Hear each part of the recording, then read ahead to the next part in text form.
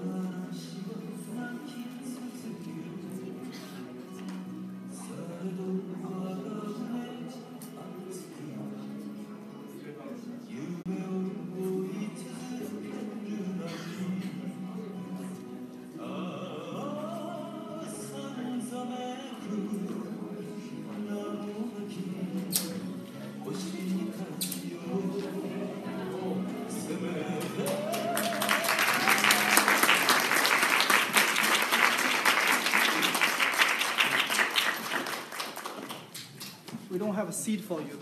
Yes. Do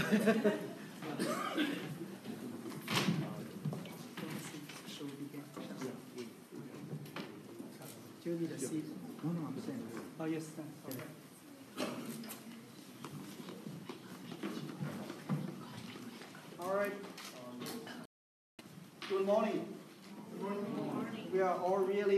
honored and privileged to have His Excellency, Mr. Bannon, to be with us on this beautiful day in Tokyo.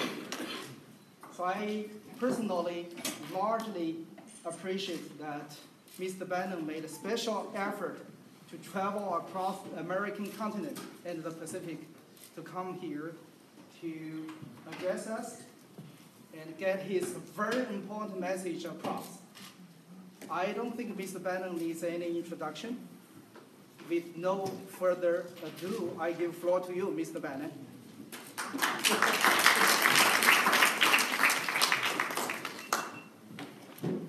Thank you very much. Hello?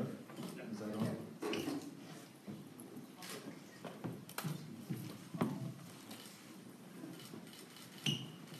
Is that working now?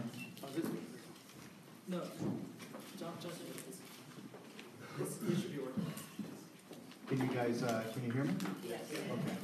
Well, thank you very much for inviting me here and having me here today. I am far from Your Excellency. I'm just an average person.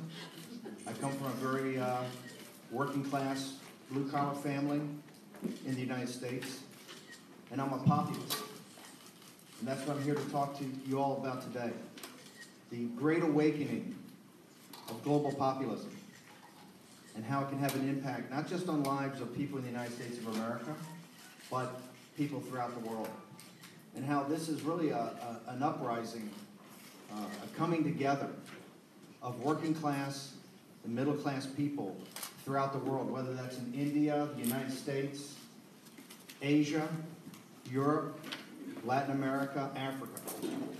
That it's a new day for mankind when working class people and middle class people combine together and take their fate in their own hands. Thank you very much for wearing the Make America Great Again hat. I feel like a Trump rally has broken out. This great awakening is taking place in a very unique global context, and that context is the rise of China, and I want to talk about that for a second. Two very important things happened this past week, or in the last 10 days or 2 weeks. Number one was President Xi's speech to the 19th Party Congress. It was 3.5 hours long, and I think was a very definitive speech for President Xi and what the leaders of China, what direction they're taking their country. In addition, in the United States, at a university called Brown University, have you all heard of Brown University? It's a very prominent Ivy League institution in the United States. It's a little liberal for my taste, but that's okay. They have a center there called the Watson Center that did a very definitive study on the United States and the world, and particularly the global war on terror. What it came to the conclusion was, when you add in all the costs for the global war on terror that the United States has been pursuing for the last 17 years, the cost of this was $5.6 trillion US. And that it had, during that entire time, we'd had very limited results. We really hadn't achieved victory in Iraq or victory in Afghanistan. But we had spent $5.6 trillion, and it looked like we were going to be spending tens of billions of dollars, if not hundreds of billions of dollars, going forward. First off, I'd like to go back and talk a little bit about President Xi's speech. It was I think, a wake-up call to the world. And I think it was meant as a wake-up call to the world. Unfortunately, in the United States, although many of our major media companies like the New York Times and CNN and others, Washington Post, the Wall Street Journal, even in Europe, the Financial Times of London and the Economist, all covered the speech. They didn't really, follow on with many stories. It was like, coverage for a couple of days, and then it kind of drifted off the scene. The speech itself really laid out that China intends to be the #1 world's economic power by 2035, and the global hegemonic power by 2050. In other words, it would be the world's leader by the year 2050. And I think President Xi was very specific about how this was going to come about. Let's talk about how the United States had responded to China over the last 20 or 30 years. How the elites in the United States have managed the rise of China. In our country, since President Nixon, opened China to the West or opened China to the United States back in the 70s, the elites in our country have been under a very false premise that as China became more prosperous, as China became more economically developed, that there would be a underlying increase in democracy. That China, as it became wealthier, China would become more of a liberal democracy in a free market economy. Now, what we found out over the last decades is the exact opposite has happened. In the late 1990s and the early 2000s with the Clinton and the Bush administration, there was this whole effort to bring China into the nations of the world by giving it most favored nation status and also letting it into the World Trade Organization. And the belief among our elites were that this post-war, rules-based international order, which the United States and its allies set up after World War II, and has really been the structure of the world's international order, all the way up to the fall of communism, that international order, China would become an active part of that. Now, what we've seen over the last 20 years is anything but. China's model today is a Confucian, mercantilist, authoritative model. And as President Trump said on his recent trip to China, he didn't fault the Chinese leadership. He said, in fact, American leadership had gotten played, the Chinese had gamed the system. And it was American elites' fault that they let this happen. This is not a small, what President Trump was pointing out is not a small strategic mistake. It is a fundamental strategic mistake. And has put the United States and the West, including our allies in Japan, the rest of Asia, at a real tremendous disadvantage. In fact, China, the Chinese leadership had no intention ever of joining the rules-based international post-war liberal order. They had their own plan, and they executed that plan very rigorously. And the question has to be asked, are all our elites in the West, are the elites in the United States that stupid? Did people actually sit there and year after year after year not understand what's going on? Or was something else going on? Were these elites either bought off, or did they just look the other way? That question is going to have to be answered.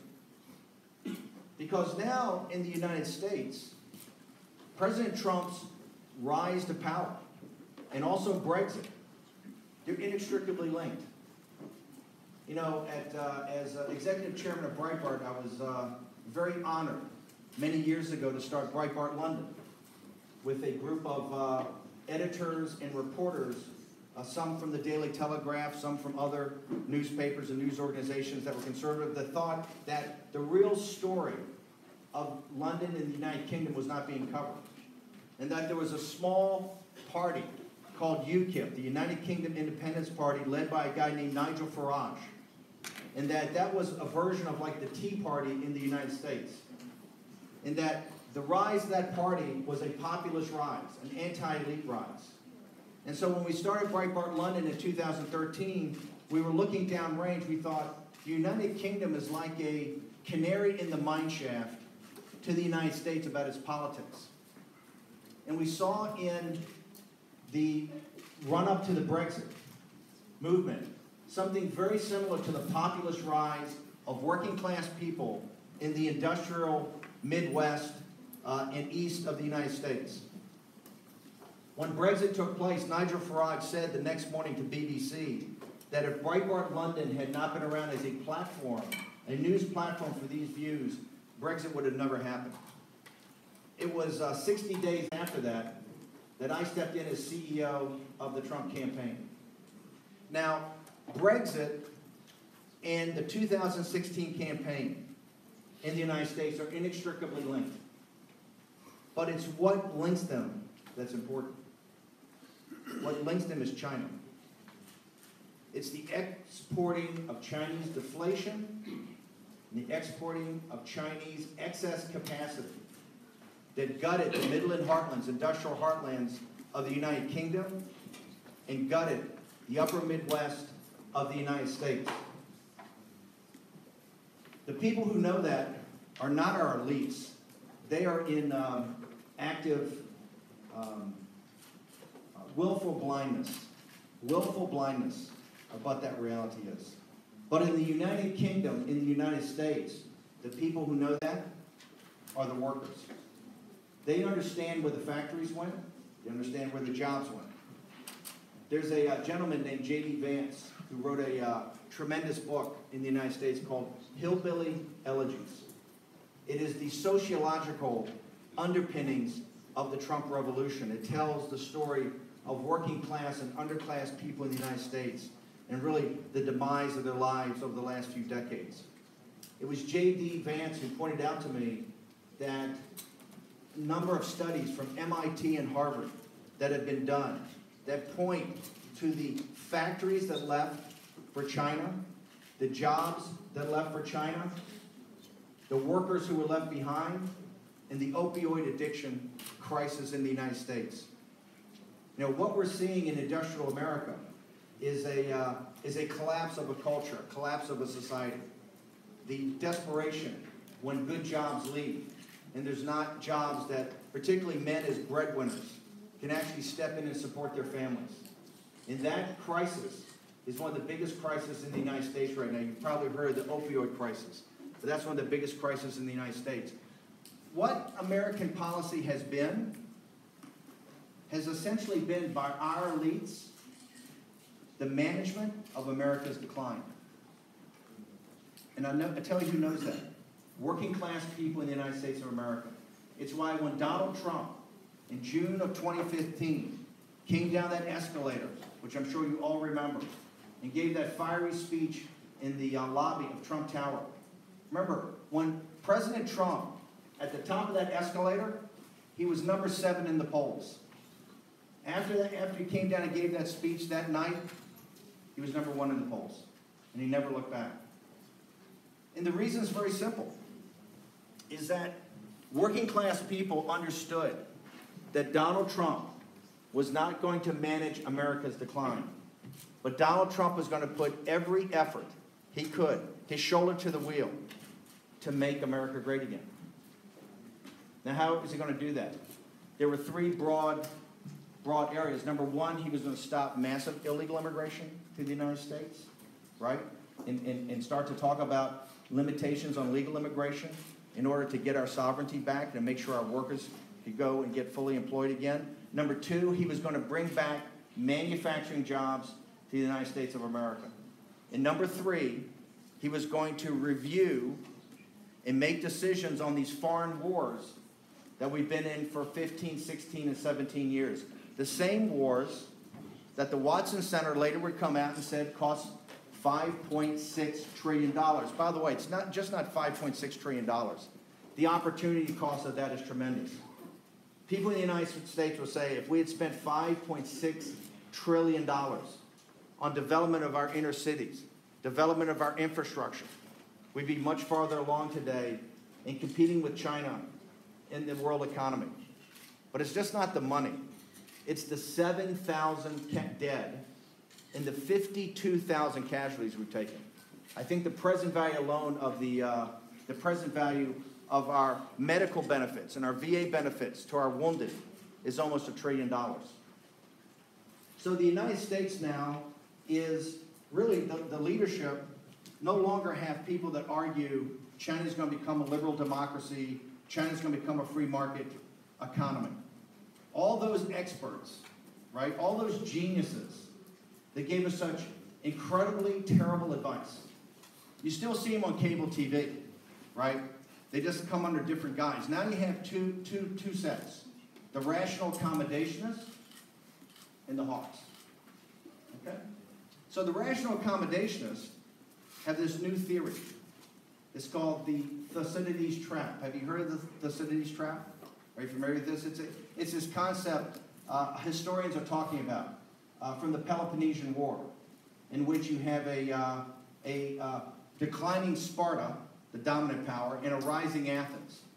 And that the key for the elite to avoid an outright war is for both sides to kind of work together, but the central part is for the elite of the dominant power that's declining is to manage the decline so that a conflict does not break out. An armed conflict does not break out. And that you can push the rising power to its better angels and push it to accommodate the declining power.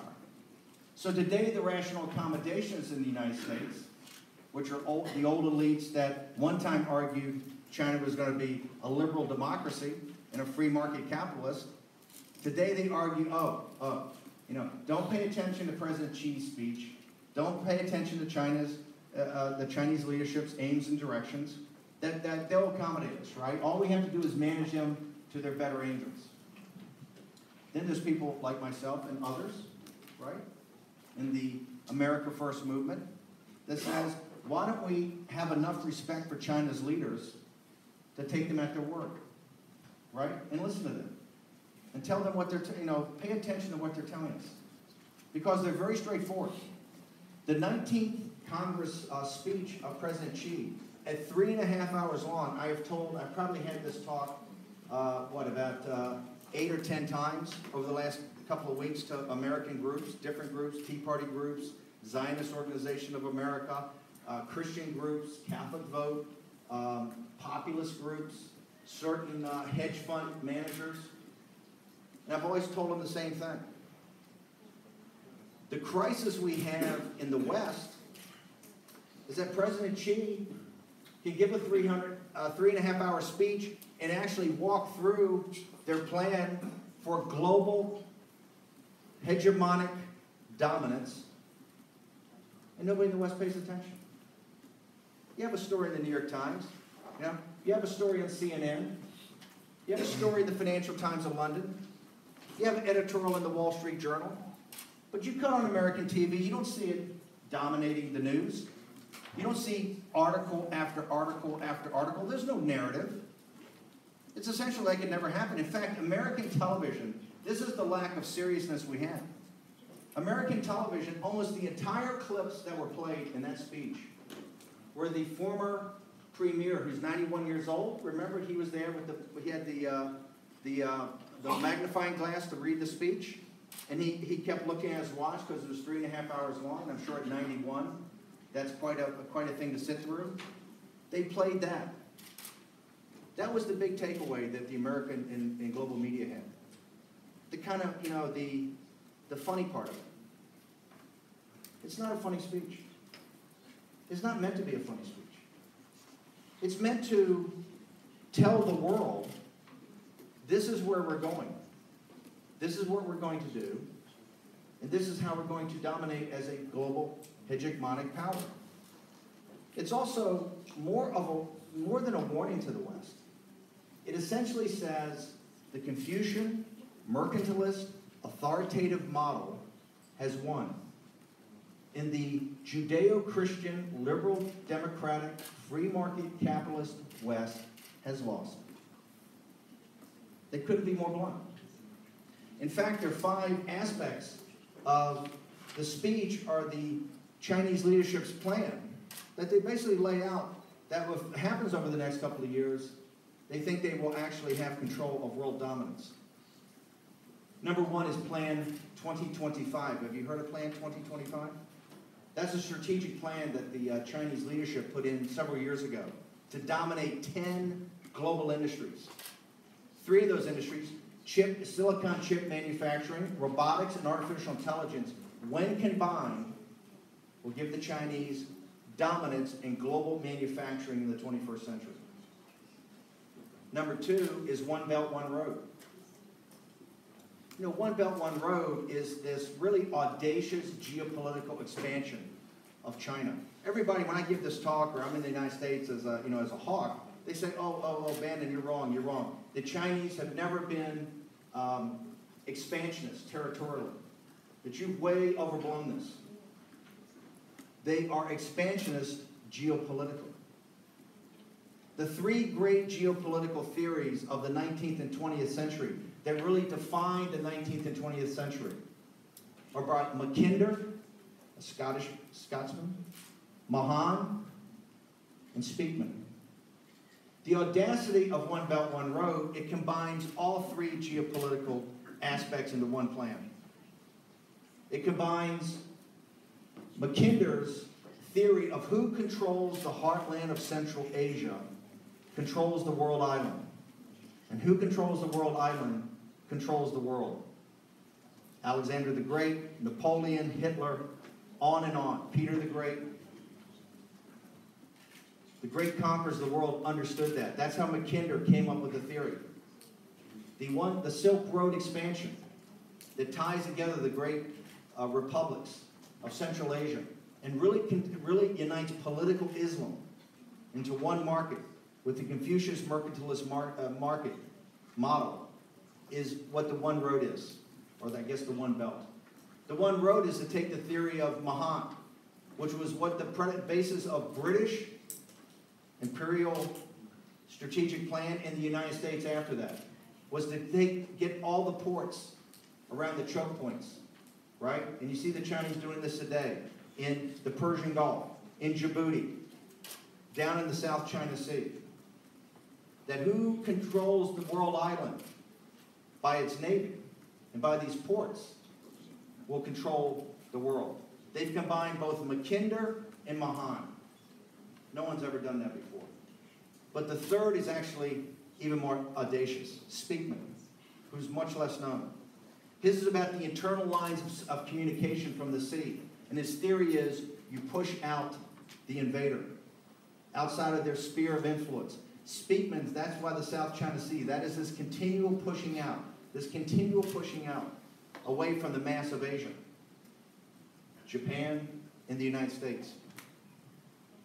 So the second point, first, 2025. The second is One Belt, One Road. The third is 5G. 5G, the new rollout of 5G. China is far advanced to the United States and the rest of the nations on Earth in the rollout of this. If they accomplish this before the rest of the world, they'll have, once again, dominance in technology. The next is financial technology. The one weakness that China has today is the ability of the West, Japan, the United States, and others, to decouple them from the world's capital markets, to put real sanctions on their companies, or to take their banks out of the money markets and the flow of funds throughout the world, or to cut their big banks off from the global capital markets. In 5, 7, 8 years, with advances in financial technology, that will be gone. There will be a total inability to decouple China and the Chinese regime from the global capital markets. The last is to start to use the yuan, the RMB, as a conversion currency for petrodollars, for all oil currencies, to really take the United States away from being the reserve currency for the world, which being the reserve currency has tremendous burdens for the United States, but has given it tremendous influence throughout the world's capital markets and therefore the world. It's those 5 aspects, coupled with the Chinese economic plan, those 5 aspects that the Chinese leadership believes they're on track. And so that by 2030, 2035, they will be the world's dominant economy. And 15 years later, will be the dominant hegemonic power in the world. What has been the response of the West to this? The response of the West has been, up until recently with President Trump, fairly disorganized. Now you see with President Trump is one of the central pieces of Make America Great Again. One of the central aspects was about Chinese currency manipulation and what China has done as far as its trade with the United States. Remember, right now, because of the elite in the United States and what they've allowed to happen, America, in many aspects, economically, is a tributary state to China. We are Jamestown to their Great Britain. We have a $500 billion a year trade deficit. But that trade deficit would be even greater, except we ship timber, copper, hogs, pigs, beef, corn, wheat, natural gas, oil, timber, copper. Also Boeing jets and Apple products. Oh, excuse me. We don't ship Boeing jets and Apple products anymore. Because now we have a joint venture where Boeing makes their products in China, and Apple has now, put it up on the cloud so that they're really a Chinese, all the manufacturing comes out of China and all the innovation will eventually come out of it.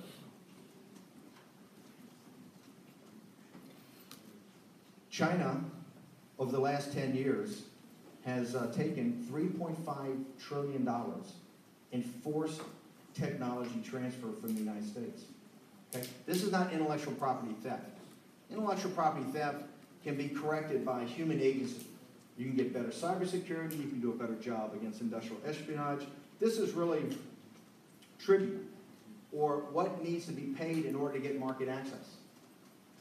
$350 billion a year.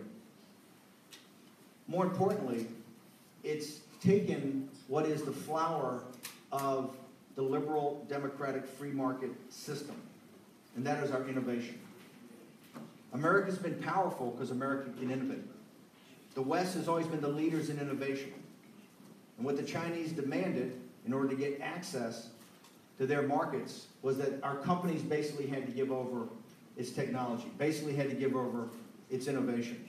President Trump, and I'm very proud to have been part of the administration when he did this, started the process of what's called a 301, right? A 301 action, which was really to study how these forced technology transfers were demanded by the Chinese and what could be done to correct them. And I think in the coming weeks, days and weeks ahead, you will see President Trump and the administration put out additional information about this 301 report and what actions are going to have to take place. Also, there's another report called a 232, which is about steel and about potential tariffs that are going to have to come against Chinese state enterprises, right, to get access to the U.S. markets. These are not going to come easy in the United States, and here's the reason. The ascendant economy in the United States of Silicon Valley and Wall Street and Hollywood and the imperial capital of Washington, D.C. has no interest in taking on China. They've all benefited from China's rise. It is the working class people in the central part of the country and in the South that have had to bear the brunt of that, the Trump voters. So you're going to see every day a struggle in the United States between the working class and the middle class, whose lives have been dramatically affected by this tributary state status that we have, and the elites in our country who want to manage America's decline. Now, how does this play into this populist movement on a global basis? It is the populist movement on a global basis that's going to be the reaction to this. Now, I know many of you are human rights activists and have been human rights activists for a long time. The populist movement, the rise in countries in Western Europe, in the Indian subcontinent, the United States, and Africa, you're starting to see men and women, working class people, who are binding together in back of politicians and back of political movements to make sure their voice is heard, to basically say it's no longer good enough to have our elites manage our decline, that somebody has to step up and speak for us. That's what Donald Trump, that's a phenomenon of Donald Trump in the United States, that's a phenomenon of people like Nigel Farage in the United Kingdom. And this populist movement is just at the very beginning of its endeavors. And it's not going to be all victories. You know, I'm criticizing the United States all the time. Well, hey, you know, you won a couple, but you in Virginia you just lost something, or some establishment guy ran, and you're going to lose other races. It doesn't matter. We're not going to win everything. Just like you're not going to win everything. But the tide of history is on your side if you put your shoulder to the wheel. And if you put your shoulder to the wheel, you're going to be stunned at how many like-minded people are out there. One of the things in the United States is that red ball cap right there, the Make America Great Again. At first, nobody wanted to wear it. They didn't know what it meant. They thought Donald Trump was some radical. But over time, remember, every expert in the United States, all these high-powered people, and by the way, every expert at BBC, all the experts throughout the world, said Donald Trump was going to lose in a landslide. Right? In fact, when I came into the campaign in mid-August, there were 85 days to go. I think he was down, 12, 14, 16 points. He was losing every battleground state. The elites had written him off. Right? Hillary Clinton, on her campaign night, she had, at the Javits Center, they had spent, hundreds of thousands of dollars to have like this fake glass ceiling come down. They had, up until a couple days beforehand when they got called out by the New York Post, they had a barge already paid for with fireworks displays. That's how confident they were of a massive victory, of a landslide victory. And I knew because I told then candidate Trump when I started the campaign, if you just stick to a handful of things and compare her to this corrupt and incompetent elite that is trying to manage America's decline, because the underlying numbers, the poll numbers, I told them, are irrelevant. Doesn't matter if you're 12 or 14 or 16 points down. Doesn't matter if they say you're double down, digits down in every battleground state. The key numbers, the number underneath. 2/3 of the American people felt we were on the wrong track. 75% of the American people felt America was in decline. That's the folks that wanted a voice. They don't want America to decline. They want America to be great again. And they were prepared to take a bet on Donald Trump. And that's why even in the darkest days of the campaign, I would always tell him, you have a 100% metaphysical certitude that you will win. Because working men and women in this country don't want to see us decline. Working men and women in this country don't want to live in communities that are being eviscerated by the opioid crisis. American working men and women that stood up during the American Revolution, that stood up during the Civil War, that stood up in the Great Depression of World War II, for the 4th time in American history, these working men and women will stand up. All you have to do is just be unrelenting in your message. And that's my message to you today. That it came down in the United States not to Donald Trump, and not to Steve Bannon, and not to all the great politicians, Jeff Sessions and others that work with him, Mike Pence, some great men and women. It came down to the little guy. It came down to the forgotten man. It came down to the voiceless in the United States of America. Because all of a sudden they understood, with advances in technology, advances in the internet, advances of how to communicate with each other, that a grassroots movement wouldn't leave you voiceless. And that's my message to you. It's a big burden to put on people's shoulders, I understand that. But it's not Donald Trump, it's not Prime Minister Abe, all these great leaders we have, and we have some great leaders. The burden's not on them. The burden's going to be on you. The burden's going to be in each and every one of you. And I understand there's some people in this room who have had tremendous suffering. People have been in prison. People have been, unfairly, in their own societies, pushed off to the side, have lost economic opportunities. You have to remember something. This is an unbroken chain, right? This is an unbroken chain that you're going to have to pass from one generation to the next. I would love to come in here and say, there's a magic wand, right, that I can just spread over you and it's all going to be fine, right? Or I'm here to change your nappy and powder your bottom and pat you on the head and tell you it's going to be okay. It's not going to be okay. The world's in a very, very difficult situation. You've seen in Qatar and in the Middle East, right? The clouds of war are starting to form, whether it's in Iran or Turkey, or with the Kurds or Iraq, or in Egypt. The situation there is getting more and more precarious every day. How long before that affects you? How long before that affects world oil prices? How long before that contagion spreads? No, the world's on the knife's edge.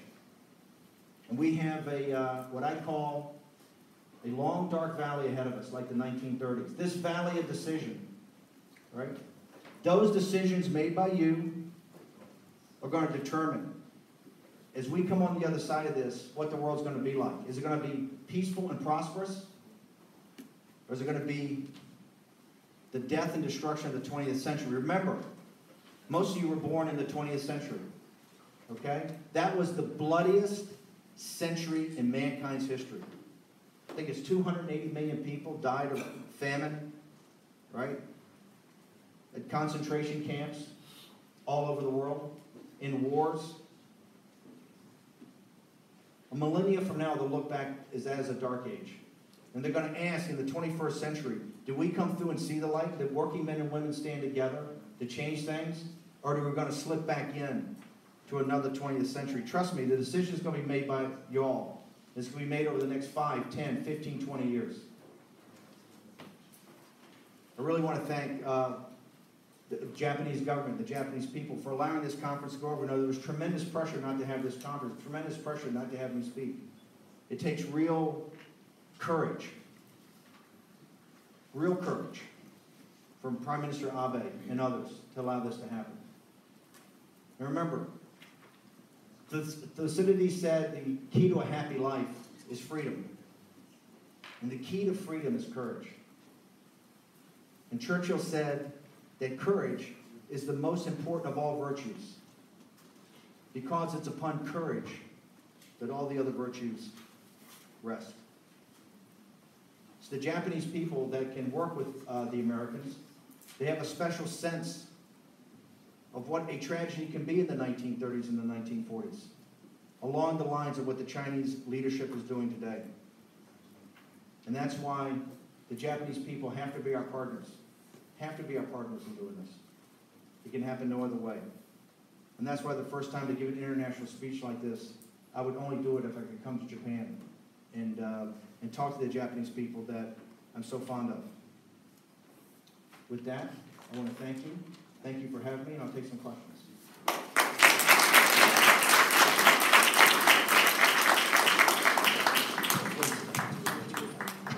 Thank you, Mr. Bannon. It's truly informative, enlightening, and inspirational. Thank you so much. I don't want to take too much time from you and more questions. Yeah. Thank you. I'm Doris from Canada. I'm a documentary filmmaker. You just spoke about communist Chinese expansion. To me, that's more tangible and geographically mentioned. I just wanted to ask, have you been aware of the other kind of expansion, soft power expansion, not in that tangible ways? For example, Confucius Institute, that's the topic of my documentary. So I just wanted to ask you, have you been aware of that kind of, and what's the reaction or her question is about the soft power, and particularly things like the Confucius Institute. Can you be specific about the Confucius Institute? have you heard about that? Oh yeah, very much so. Okay, good. So I think people in this room, everybody knows about the Confucius Institute. So let me thank you very much for the question. Back in the early 1990s, I really started my business when I came out of Goldman Sachs here in Japan with a Japanese trading company. Nisho Iwan was my partner for many, many years. I had a tremendous opportunity to come in 1990 and 91 and 92 and 93 and spend a lot of time in Japan working on deals with Nisho Iwan, getting to know the Japanese people, and working on the United States on transactions with them. In China, as a very young man, I was very attracted to China. In fact, it's one of the reasons I went into the Navy. And it's one of the reasons that I wanted to go into the Pacific Fleet, so that I could actually be a sailor and go to places like Hong Kong and in mainland China and sail in the South China Sea. I have a great fondness and real love for the Chinese people.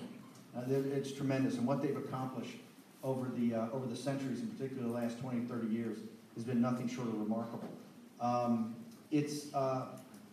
Unfortunately, Chinese leadership in trying to expand has used soft power as much as they've used, hard power. In fact, one of the reasons that I think in the United States we've gone from this issue of total accommodation, right, and not just accommodation, but exacerbating their rise.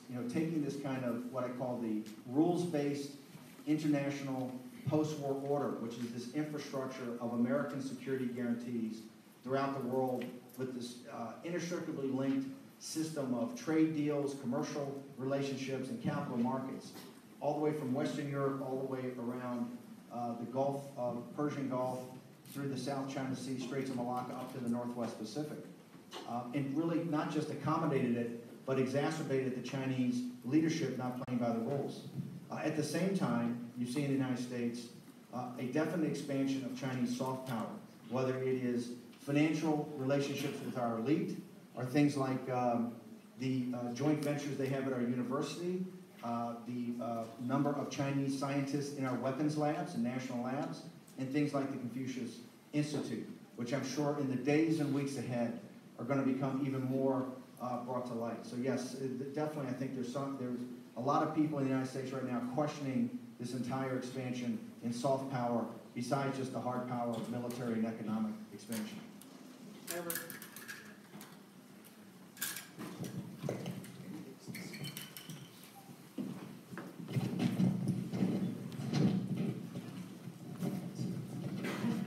My name is Enver Can. I'm an Uyghur from East Turkestan,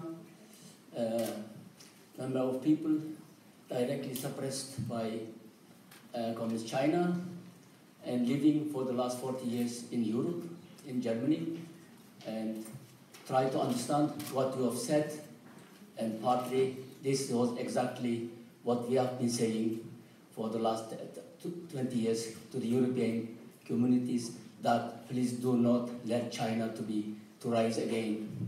So it's happened, and you are right completely. And I understand fully what you say, try to understand.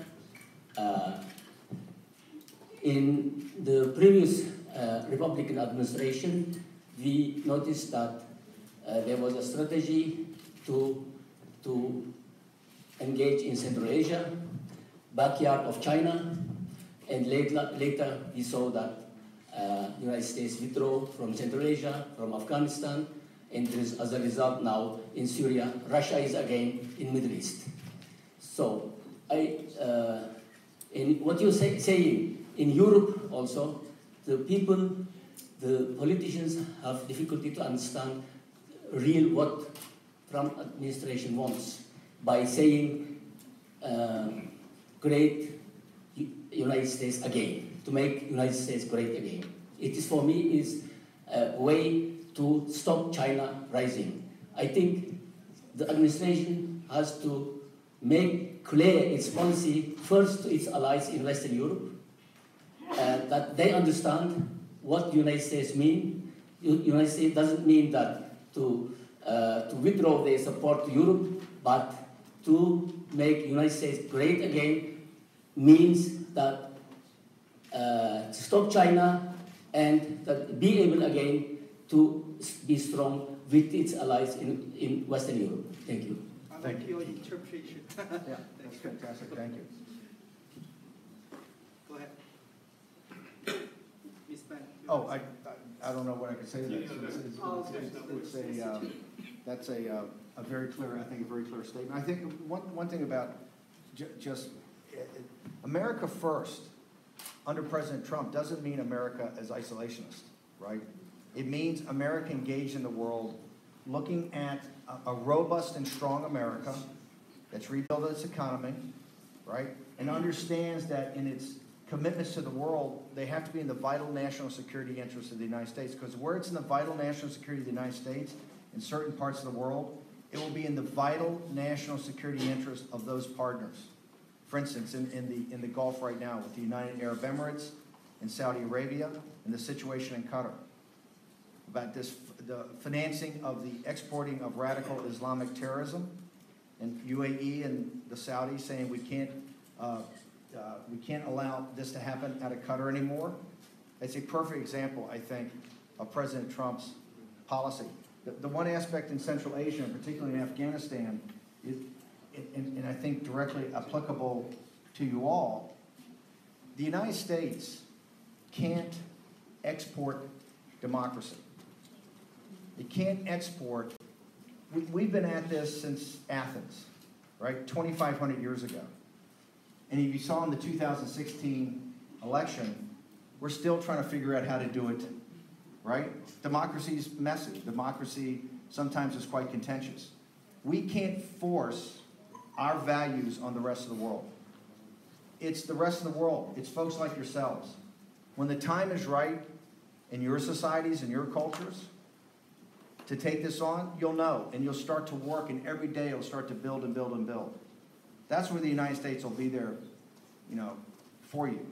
We can't, what happened to us in the early 2000s where we tried to force democracy, particularly in the Middle East, is not the right way to do it.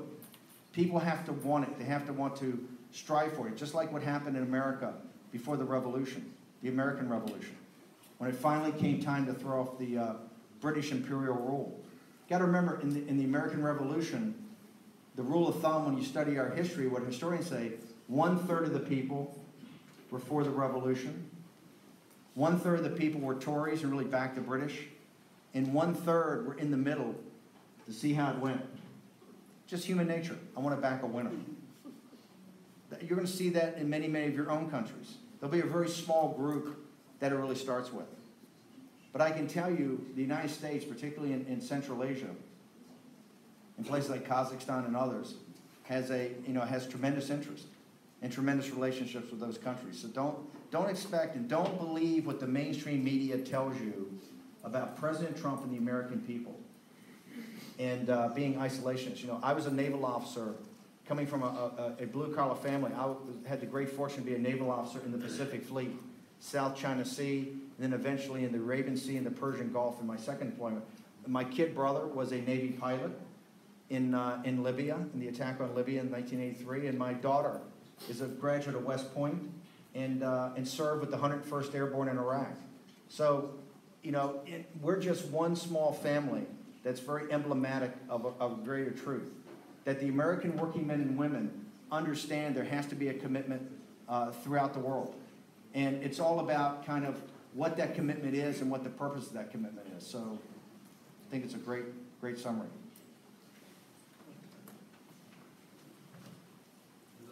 I'm Thomas from Taiwan. I have two questions about Taiwan issue.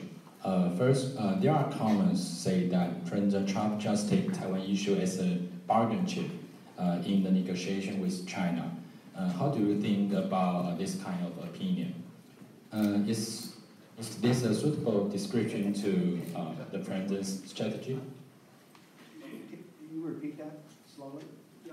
Okay. First question is, there are comments say that President Trump just take Taiwan issue as a bargain chip in negotiation with China. Do you think it's a suitable description to President Trump's strategy? No, I don't think President Trump looks at Taiwan as a bargain chip at all. I don't believe. The Taiwan people have a long relationship with the United States, has a long relationship with many people on Capitol Hill, has a very fond relationship with a lot of Americans that go back and forth, a lot of Taiwanese that come. So no, I think what commentators are saying that I think is much too callous. And second, by the way, but President Trump, the way he's portrayed in the mainstream media could not be farther from the truth. I had the great opportunity to work for him as the CEO of the campaign, and I will tell you, think about it for a second. Here was a man that's a billionaire many times over, right? He's worth $5 or $6 or $7 billion. He has obviously a lovely wife in Melania and great kids, a loving family, Ivanka, and all the children, his grandchildren. He has friends, from the sports field and entertainment that are incredible and are very close to him. And at the age, he was almost 70, right, when he ran for president. At the age of 70, he was buying golf courses throughout the world and putting them into like the British Open Championship Roto. So here's a guy at 70 years old is really doing, what all of us would do if we were billionaires at that age. You're enjoying life. You're enjoying your family. You're enjoying your friends. You're buying luxury resort hotels.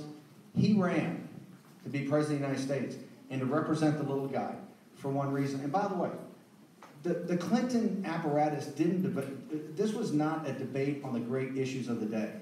It was not a debate on immigration. It was not a debate You didn't hear any great debate about China in the United States and the entire campaign. What they tried to do was personally destroy Donald Trump. Okay? Politics of personal destruction every day. They come at it from different things: finances, women, Russia collusion, all of this nonsense every day to destroy him. Now, why did they try to do that? Why did they take a billionaire and try to destroy him and not debate the issues? Because they didn't want the forgotten men and women in the United States to have a voice. The elites in the country that backed Hillary Clinton and backed that entire corrupt Clinton apparatus, the Global Clinton Initiative, which you're now seeing with Uranium One, may have a special counsel appointed in the United States to look at their criminality. And as I'm proud to be one of the guys that set up the institute that went after the Clintons and looked at their criminality, because they are criminals. What this was a concerted effort to make sure that the forgotten men and women, the little guy in the United States, didn't have a voice. And so that same, and I will tell you, President Trump, the way he thinks, he would never, the concept of using something as a bargaining chip, and particularly the people of Taiwan, is so antithetical to how he thinks. This is one of the most kind-hearted people I've ever met. He's not just a nice guy, he's what called a mensch. He really is a mensch. All somebody that didn't have a big heart wouldn't have the friends he had, wouldn't have the family he has, wouldn't have the wife he has, wouldn't have people like myself and hundreds and thousands of others that work for him, and saw the goodness in this guy every day. Don't believe anything you read about him, because the elites in our country are still trying to destroy him every day. Thank you. Another one. Jude. Yes.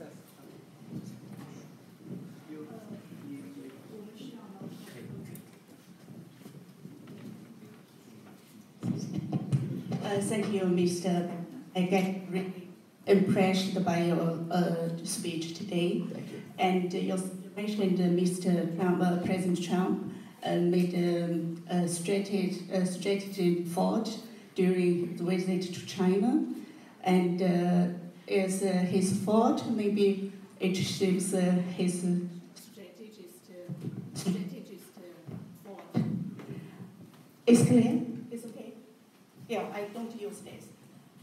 And I would like to describe two phenomena. You mentioned about working class or middle class in the United States, and this is why you raise up this kind of American great for the election. Yes. Yes.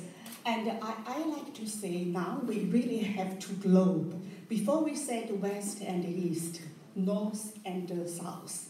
But now we really have millionaire globe and working class globe. Yes. It's all over the world. Yes. So even China, they said that China setting up a line to the globe like Mr. Xi, the leadership. But I don't think so. It's for the all over the world. It's the top, the millionaire globe has a line. It's threatened for the working class globe. We have this kind of split Yes. situation. Yes. I think this is why. So when we focus on this situation, it's never about only China. It's not. Even for yourself. Perfect. Yeah. Yes. Even for yourself. Why do we talk about Mr. Bannon? Yeah. And many people say, oh, sorry, I use some ugly word. That's okay. His asshole. Really. By the way, they say that about me in my own company, so don't worry about it. Okay. Okay, I think so, yes. Then this is why, then the people say, oh, Mr. Bannon, he's the key figure of the Wall Street kingdom, And this is why is this our situation now is so split. Yes. So split, really. So this is one split situation. For China itself, inside China, it's the same. Our leadership, like Mr. Xi, he's we want China to get the leader of the world.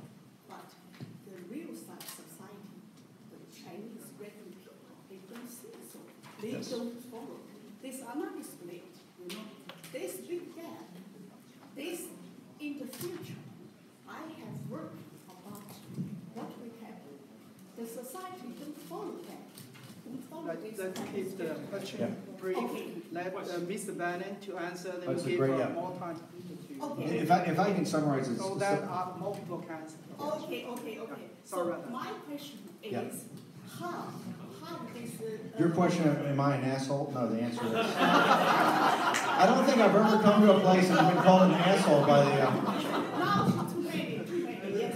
So, for example, the economy, the big issue for the global economy, I think, is the money policy. Yes, You know, monetary we policy. Just print money and driving this kind of economy. And all money make the top level more rich and rich. Wow. So, Yeah. why? That's fantastic. Why? Yeah. Yes. Finish your question, Yeah. and then we will have more people to discuss. Yeah. Okay, sorry. Yeah. Yeah.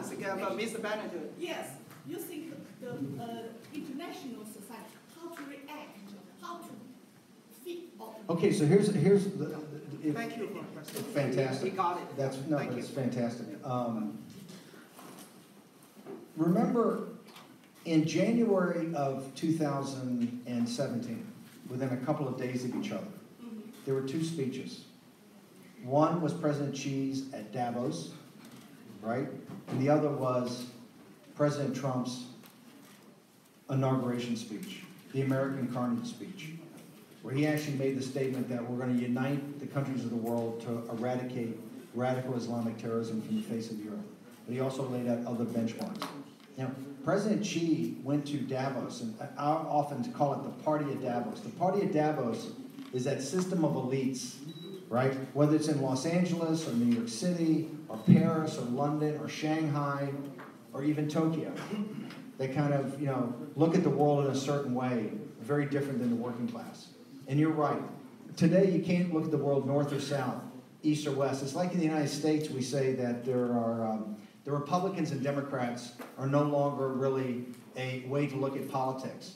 And conservative and liberal is not really a way to look at politics. In the United States, it's between the nationalist and the globalist.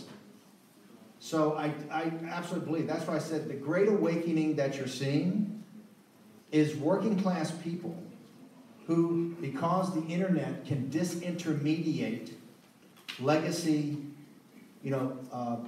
media companies, disintermediate being a highfalutin Harvard Business School term for me, get out of the way.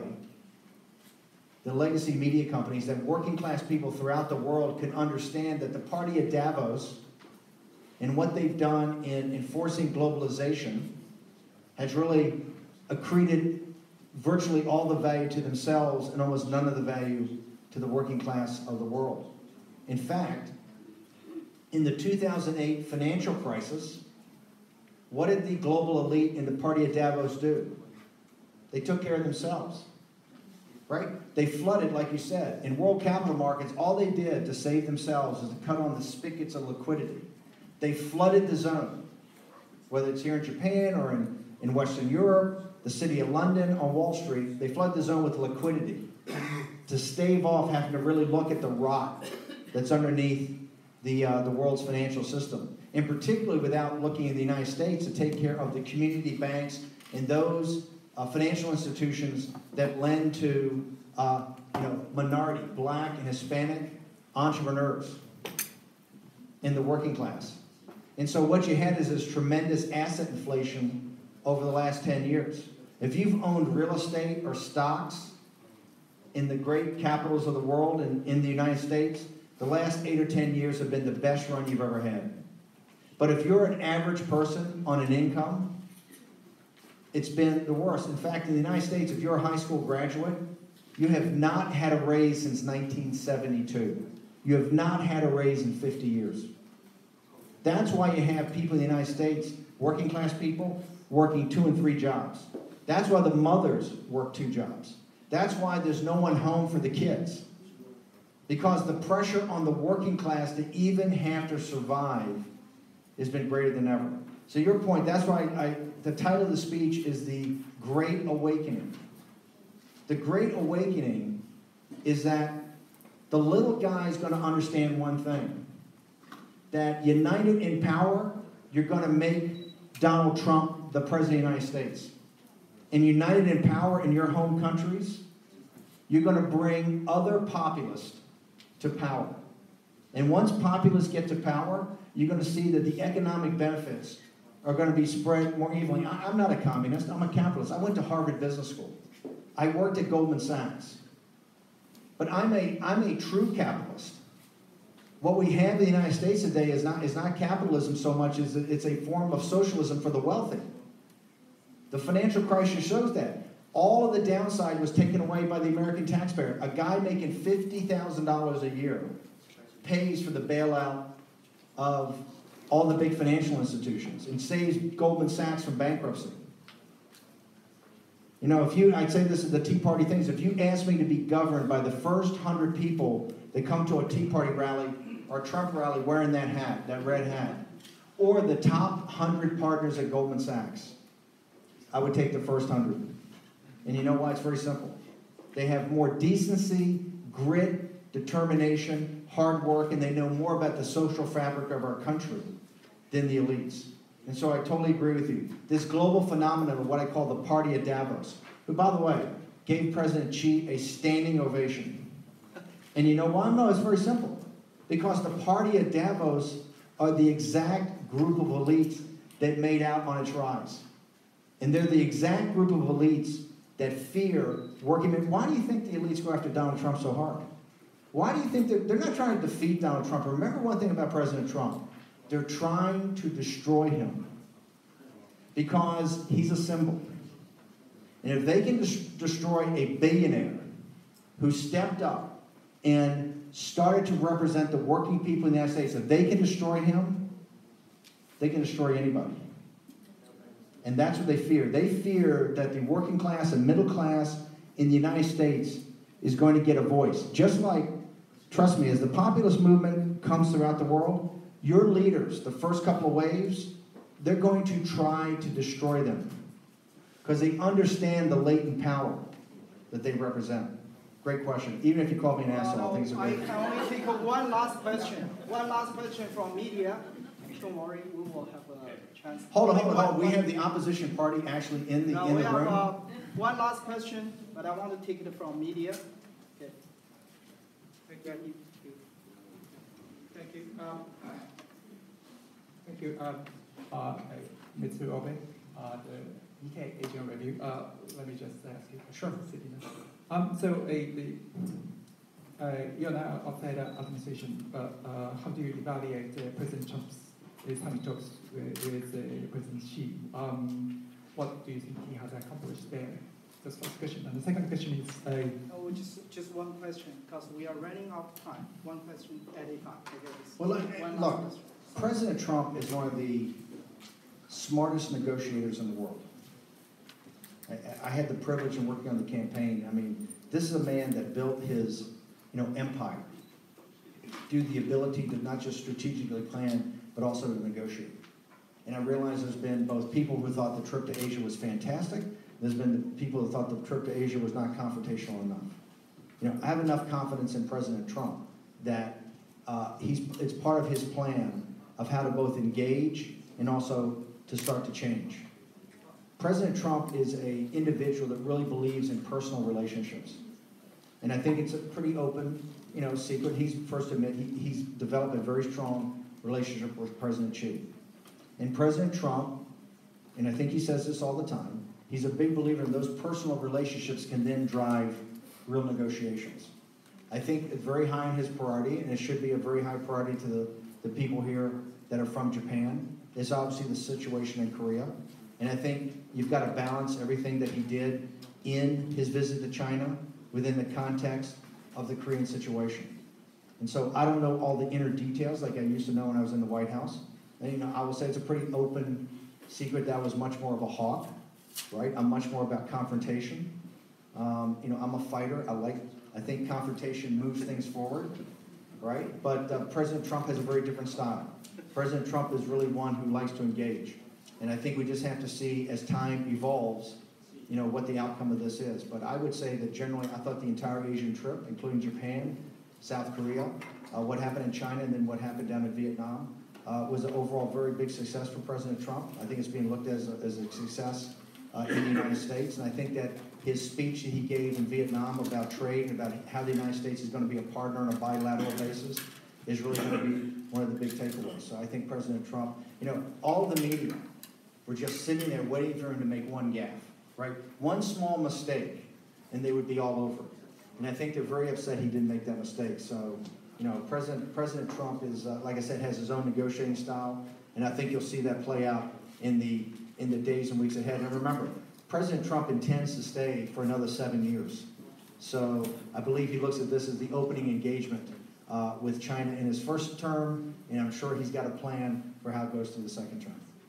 I want to thank all of you for seeing it. I'm going to try to, as I've said today, I came over here for one reason. I came over here to meet you. And I hope that I get to know you and that we work together over the years ahead. I've let it be known that hopefully later tonight, after you finish your seminars throughout the day, I would love to sit down with either as a group or a smaller group and get some more feedback for exactly what's going on. So I want to thank you. Thank you very much for listening.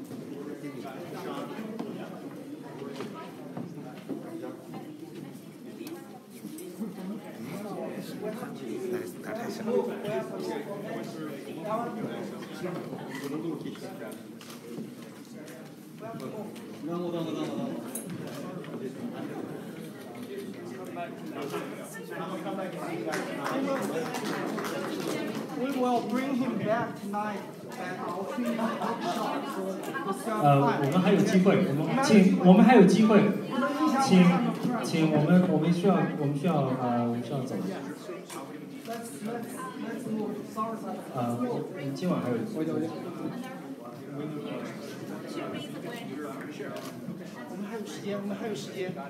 Everyone will get another chance to speak to Mr. Bannon tonight in our conference, so please quiet down. Okay, sorry. Oh, you're Michael Yon's friend. Okay, let's move. Hold. She's the one we got to see later tonight. Michael Yon's friend. Yeah, right. Do you have a card? You can give him. Yeah, well, that's okay. He's coming back. He'll come back. Yeah. Okay, perfect. You come at 3:30. 现在休息10分钟。歇10分钟，谢谢。We're going to take a 10 minutes break. We'll do a 10 minutes break. We have provided bottled waters in the back if you need bottled waters.